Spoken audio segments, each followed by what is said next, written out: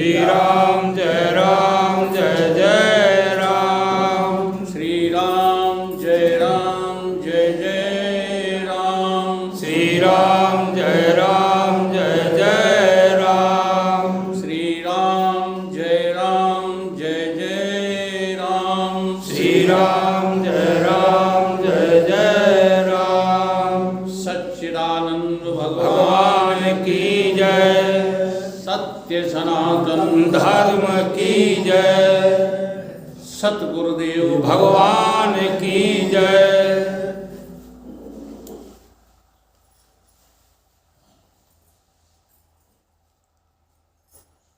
शास्त्रों में 3 प्रकार के वाक्य सर्वदा देखने को मिलेंगे। एक भयानक वाक्य और एक लुभावने वाक्य। ये जो हमसे कहा जाता है ना, बहुत कठिन है ये मार्ग, ये भयानक मार्ग है। जब ये कहा जाता है कि इससे सरल कुछ भी नहीं है, रोचक, वो रोचक वाक्य, लुभावने वाक्य। तीसरे होते हैं यथार्थ वाक्य। जब आप जो है इस तरफ बढ़ेंगे तो यथार्थ ये है कि आपको अगला जन्म लेना ही नहीं पड़ेगा। परंतु यथार्थ पर आने के लिए जो रोचक वाक्य हैं उनका भी पालन करना चाहिए और जो भयानक वाक्य हैं उनका भी पालन करना चाहिए। अब आप देखिए कितना सरल है भगवान से मिलना और कितना कठिन है संसार को पाना। परंतु हम उल्टी जो है मति के हो गए। हमको संसार लगता है सरल और परमात्मा लगता है कठिन। आपके कहीं भी दर्द हो, पैर में हो, सिर में हो, आँख में हो, नाक में हो, दर्द कहीं भी हो, दवा कहाँ से खाते हो? मुंह से। ईमानदारी से बताइए। नहीं, जांग में दर्द है तो जांग को दवा खिलाओ। हाथ में दर्द है तो हाथ को दवा खिलाओ। दवा जो है एक ही स्थान यानी मुख से खाई जाती है। ऐसे ही ये संसार कहीं है नहीं, एक ही जगह पर संसार है।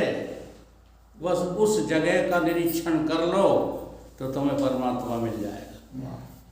और वो जगह है मन तुम्हारा। मन एवं मनुष्याणाम कारणम बंध मोक्षयो। ये जितना हरामी है मन हमारा, ब्रह्मांड में इतना दूसरा हरामी कोई मिलेगा नहीं। क्योंकि जितना जितना इसको तुम खिलाते पिलाते हो, ये उतना ही तुमको ज्यादा बर्बाद करने पे तुला हुआ है। बिल्कुल सही। ये संतों की बात नहीं मानता, ये ग्रंथों की बात नहीं मानता, इसे श्रद्धा होती ही नहीं है।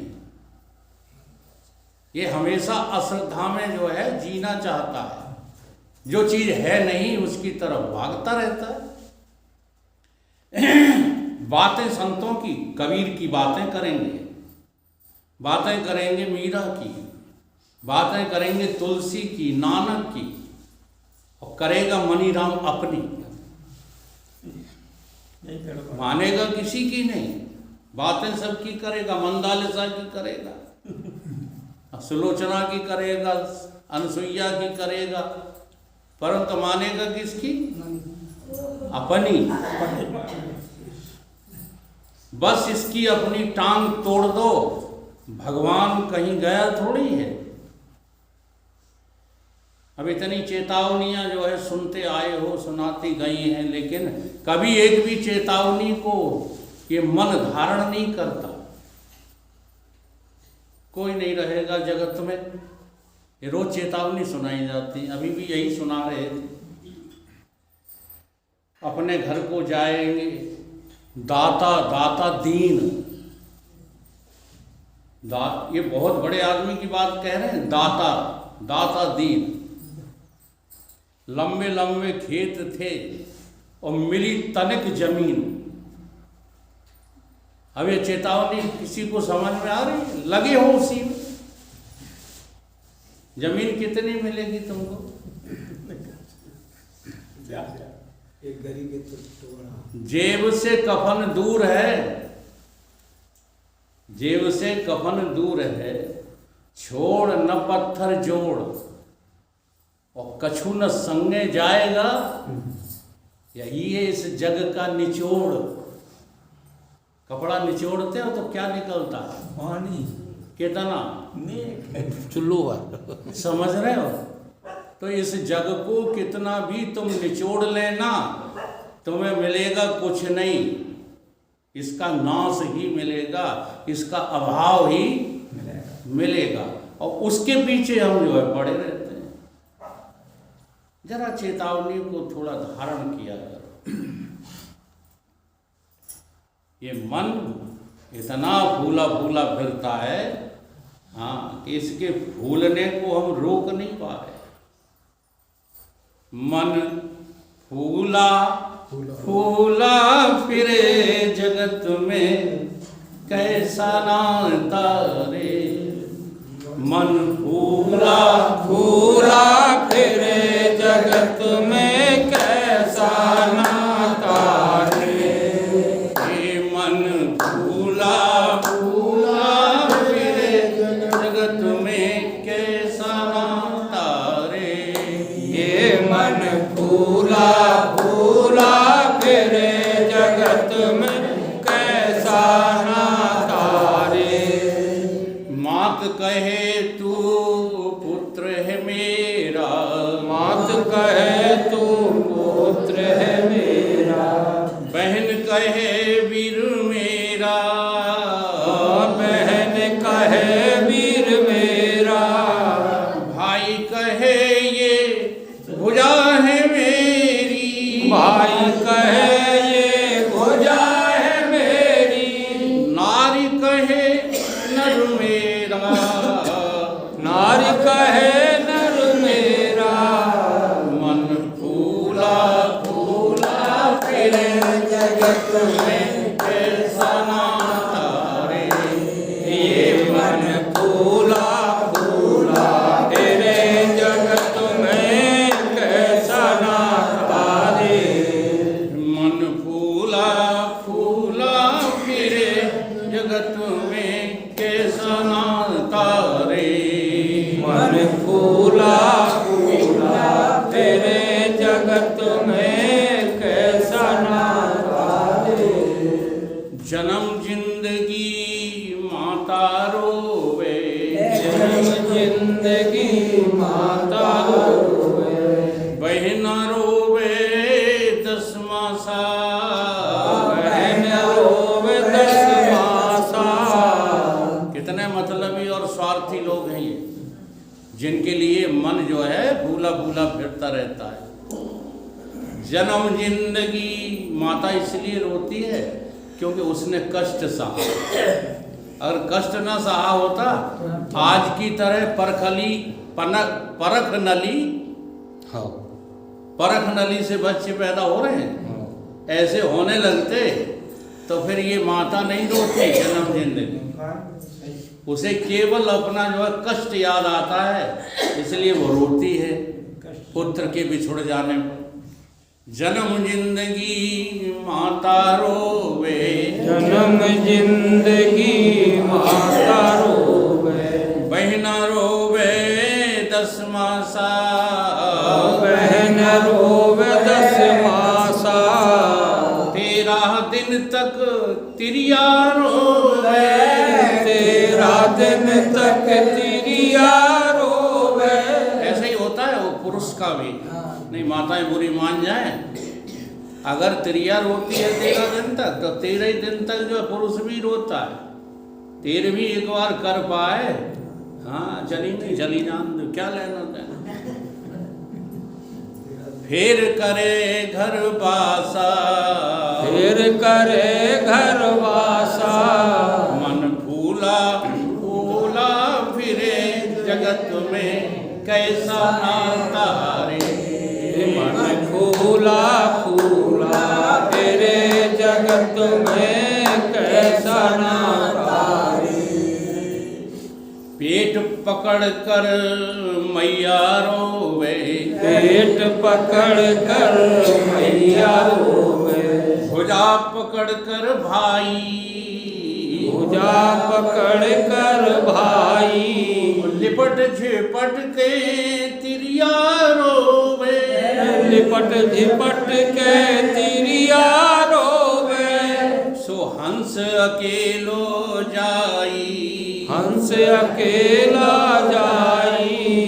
मन फूला फूला फिरे जगत में कैसा नाता रे। मन फूला फूला तेरे जगत में कैसा नाता रे। चार खूंट चरगजी बनाया, चार खूंट चरगजी बनाया।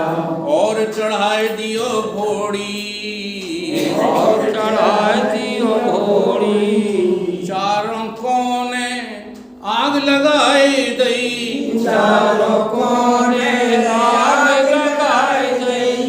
फूंक दई जैसे होरी, फूंक दई जैसे होरी।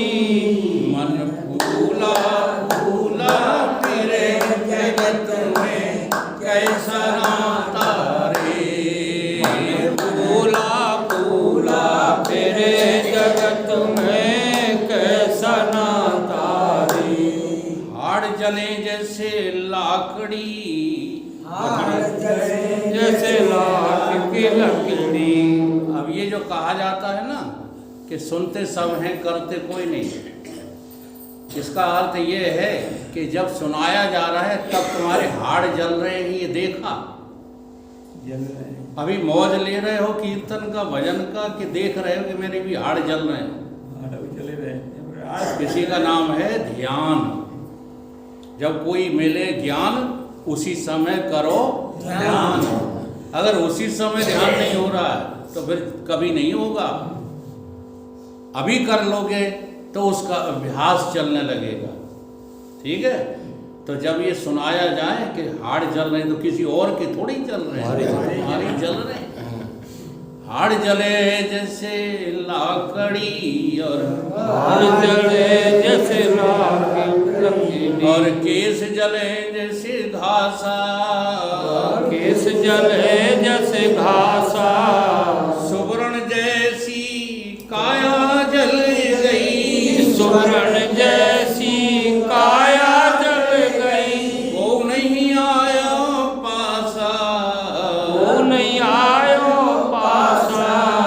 मन फूला फूला फिरे जगत में कैसा नाता रे। मन फूला फूला तेरे जगत में कैसा नाता रे। घर की तिरिया ढूंढन लागी, घर की चिड़िया ढूंढन लागी। ढूंढ फिरी चहु देसा, ढूंढ फिरी चहु देसा। ये घर की तिरिया कौन है? हमारी जो चेतना है ना हमारे भीतर, यही तो घर है। जब से देह गेह निज माना, तब से ही जीव ईश बिलगाना। अब इस घर को तुम घर जो है मानना छोड़ो तो संसार में तुम घर ढूंढ के दिखा दो, चुनौती दी है। नहीं तो कितने भी ज्ञान विज्ञान की बातें करना, अगर इसको तुम जो है मैं मानते रहे तो ये संसार तुम्हारा छूटने वाला नहीं है। पुनरप जननम पुनरप मरणम पुनरप जननी जठरे शयनम। बार बार तुम्हें नरक में आना ही पड़ेगा, बार बार तुमको मरना ही पड़ेगा, जन्मना ही पड़ेगा। कब तक? जब तक तुम इस देह को मैं स्वीकार किए बैठे रहोगे, तब तक। अपनी चेतना से पूछो, मिला कुछ? घर की तिरिया ढूंढन लागी, घर की तिरिया ढूंढन लागी, ढूंढ फिरी चहु देसा, ढूंढ फिरी चहु देसा, कहे कबीर सुनो भाई साधो, कहे कबीर सुनो भाई साधो। अब को सुने? कबीर जी किससे कह रहे हैं? हाँ, देखो बुरी नहीं मानना। न तो धोती साड़ी पहनने वालों से कह रहे कबीर, न पेंट शर्ट वालों से कह रहे, न लाल कपड़ा वालों से, न पीले कपड़ा वालों से, न नंगे से, न दाढ़ी वालों से। कबीर किसी से नहीं कह रहे, कबीर कह रहे हैं साधु से। साधु ताको जानिए, जो साध है हरि की बात, वो साधु समझो, वो है साधु। जो भगवान कह रहे हैं, जो ग्रंथ कह रहे हैं, जो संत कह रहे हैं, उनकी बात को मानना, उस पर चलना, वो तो साधु है। ठीक है। और दुर्जन ताको मानिए, जो इनको मारे लात। और वो सब दुर्जन हैं, कितने भले बने रहो, नाटक कितने भी भलाई के करते रहो, तुम दुर्जन हो अगर तुमने साधु को जो है ठुकरा दिया।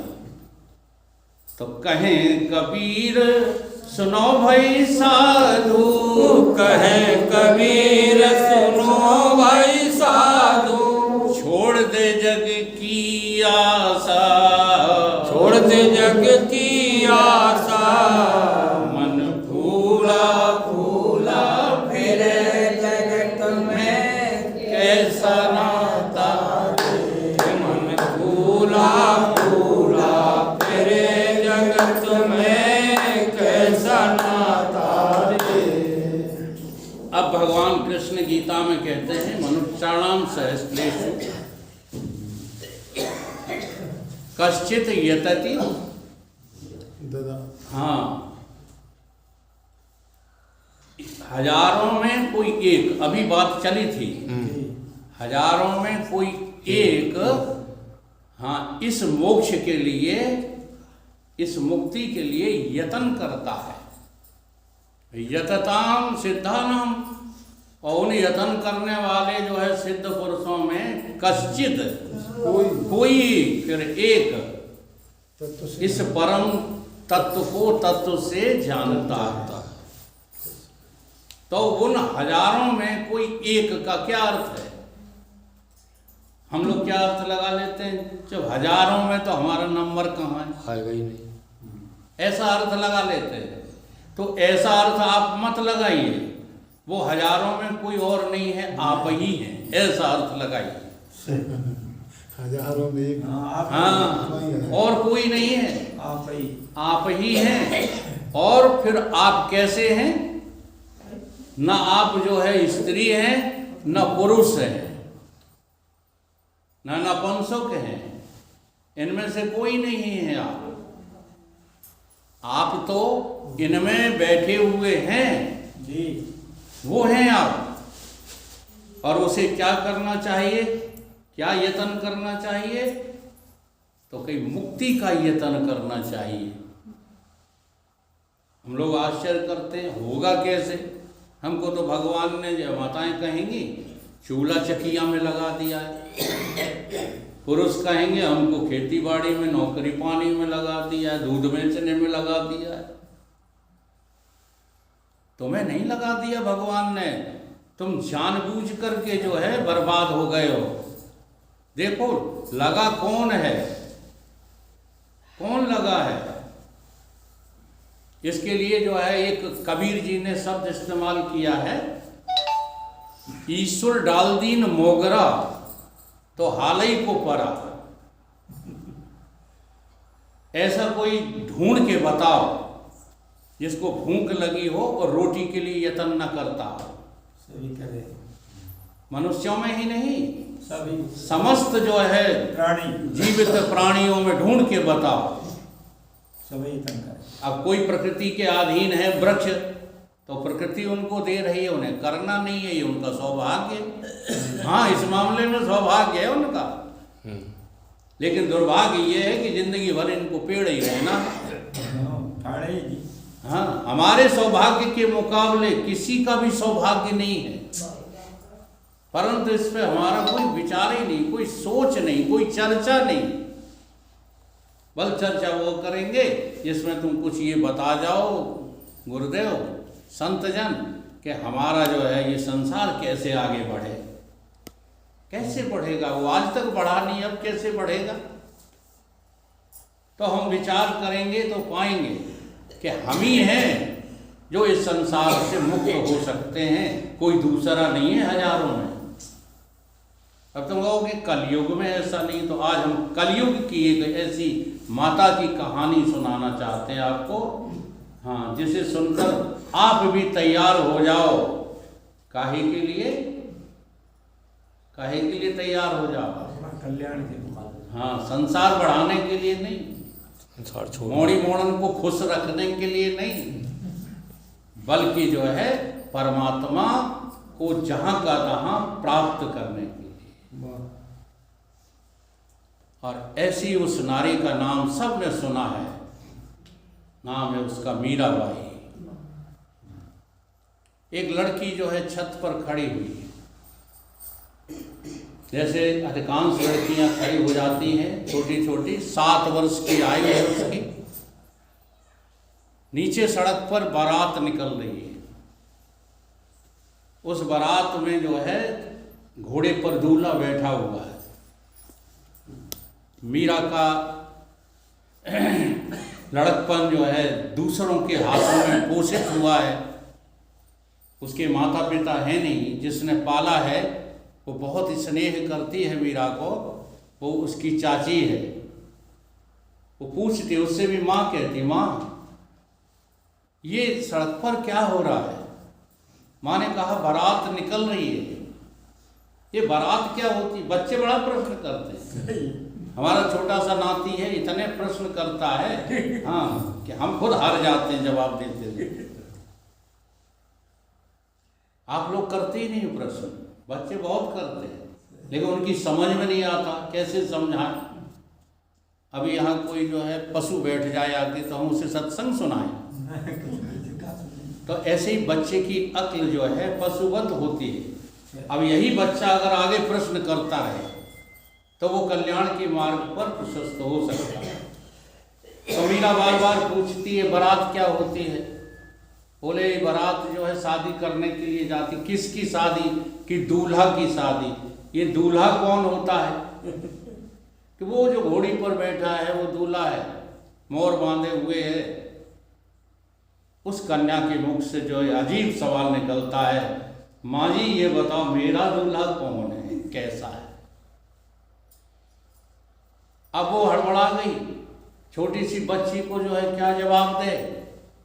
फोटो रखा हुआ था भगवान कृष्ण का, उधर उंगली की और कहा तेरा दूल्हा तो ये, तेरी शादी तो जो है इससे होगी। बस अब क्या था, एक प्रश्न और आज मेरे पास आया था फोन पर कि सदन कसाई तो गाय काटता था, इसकी मुक्ति कैसे हो गई? ठीक है, तो ये मुक्ति का क्षण होता है जो आज मीरा का है, ये मुक्ति का क्षण है। ये उसकी आज की तपस्या नहीं है, करोड़ों जन्मों से। और आप लोग माताएं बैठी हो, ये आप अपने आज की वजह से नहीं बैठी हो, कई जन्म के संस्कार नहीं तो भटमासपुरा में माताओं की संख्या 1000 तो होगी ही होगी। 1000 नहीं होगी तो 500 तो होगी ही होगी। अरे नहीं ज्यादा, 500 तो लेकिन गिनती की 10 बैठी हो, 10 आदमी। हाँ, जब तक पिछली पूंजी नहीं है तब तक आगे जो है प्रॉफिट हो, फायदा हो ही नहीं सकता। पिछली पूंजी भी तो होना चाहिए। ये सब पिछली पूंजी वाले हैं जो आज इस वेदांत जैसे कठिन विषय को और सरल होकर के सुन रहे हैं। अब इनमें से भी बुरा नहीं मानना, सुनते हुए भी कुछ नहीं सुन रहे, ऐसा भी होता है। कितना सरल करके बोल रहा हूँ, फिर भी जो है सुनना बड़ा कठिन है। जी जी। हमारी जैसी की तैसी बात को सुन लो, बड़ा कठिन है। ऐसे ही तो वेद शास्त्र आज धरे रह गए हैं, उनका कोई पालन नहीं करता। सही। हरित भूमि तृण संकुल, सूझ पड़े नहीं पंथ, तिम पाखंड विवादत है। लुप्त भय सब। लुप्त भय सदग्रंथ, कहाँ लुप्त है? चलो दिखा रहे हैं, अलमारियां भरी पड़ी हैं, नहीं तो भूख डरे हैं। लेकिन लुप्त क्या चीज हो गई है? उनकी वास्तविकता लुप्त हो गई है। उनको हमें जो है बदल करके समझा दिया गया है और हम बाराबाट हो गए। ये है लुप्तपन। तो जब कहा मीरा से, तो आज से ही उसने भगवान कृष्ण को अपना दूल्हा स्वीकार कर लिया और अपने को दुल्हन स्वीकार कर लिया। अब उसे उसकी दृष्टि में कोई भी दूल्हा आ नहीं सकता। मेरो तो गिरधर गोपाल दूसरो न कोई, जाके सिर मोर में, बाकी मुकुट लगा था चांदी का सोने का, और वो कहती है जाके सिर मोर मुकुट मेरो पति सोई। अब ये भले ही जो है साकार वासना है, लेकिन है बिल्कुल पवित्र। क्यों पवित्र है? क्योंकि बच्ची का केवल दूल्हा पने का भाव है, वो दूल्हा दुल्हन के क्रियाकलापों से अवगत तो है नहीं। सही कामर जानते हैं। हाँ, इसलिए अंतःकरण पवित्र है और भाव ऊंचा है। अब देखिए इसका फल जो है क्या निकलता है। धीरे धीरे धीरे धीरे उसकी उम्र अधिक हुई तो उनके माता पिता ने मीरा का विवाह राणा खानदान में पूर्व से तय किया हुआ था। जब मीरा पैदा हुई थी उसी समय उनकी बातचीत हो गई थी। अब उनका जो है वो आया, हाँ, सूचना आई कि हम लोग बारात लेके आ रहे हैं और शादी करना है। अब मीरा तो ये कहती है कि मेरो तो गिरधर गोपाल दूल्हा मेरा और कोई हो ही नहीं सकता है। तो जिस माँ ने पाला था उसने हाथ जोड़े, मीरा से कहा कि बेटा ये तो मैंने तुझे बहलाने के लिए कह दिया था, लेकिन मर्यादा के अधीन शादी तो तुझे राणा खानदान से करना ही पड़ेगी, और नहीं तो जो है बहुत कुछ अनर्थ हो जाएगा, मर्यादा का उल्लंघन हो जाएगा। तो देखो कितनी सुंदर बात कहती है मीरा। केवल इतनी ही पवित्रता से उसकी बुद्धि में शुद्धता आ गई कि बिना शास्त्र पढ़े, बिना गुरु के, जी हाँ, आजकल बच्चियों की जो है ये अकल हो सकती है क्या? हो सकती है। अगर इतनी पवित्रता, भगवत प्रेम में इतनी पवित्रता हो सकती है। क्या कहती है? इस देह का विवाह तुम किसी से भी कर दो, पर मेरा विवाह तो कृष्ण से ही होगा। क्या बात है। अब देखिए इतनी समझ कि उसने अपने को अनायास ही देह मानना छोड़ दिया। इस देह पर मातेश्वरी तेरा अधिकार है,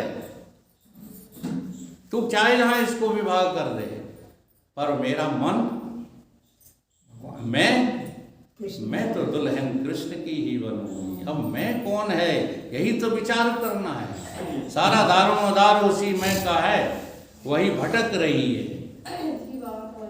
उस मैं को जो है भटकना बंद करो तो सतगुरु और संत की और सत्संग की शरण में आना ही पड़ेगा।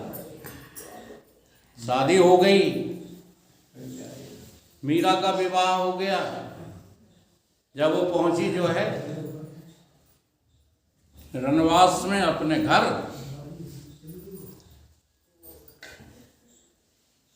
ससुराल में, तो राणा से भी उसने यही कहा, अपने दैहिक पति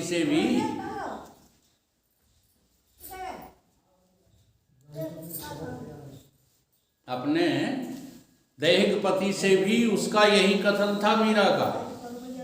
इधर उधर मत ध्यान दो, मेरी बात करो कि हमारे देह पर तो तुम्हारा अधिकार है राणा जी, लेकिन मेरा मन तो कृष्ण कन्हैया के चरणों में लगा हुआ है, मेरा सच्चा पति तो वही है। बैठ माता, और साफ साफ शब्दों में बोल दिया। देखो कितनी महत्वपूर्ण बात है कि ऐसे बरकों में क्या भरूं जो जन्मत और मर जात। मैं तो ऐसे बर को भरूंगी कि चुड़ला अमर हो जा। मैं तो उसका वर्ण करूंगी जो कभी मरता नहीं, मेरा कन्हैया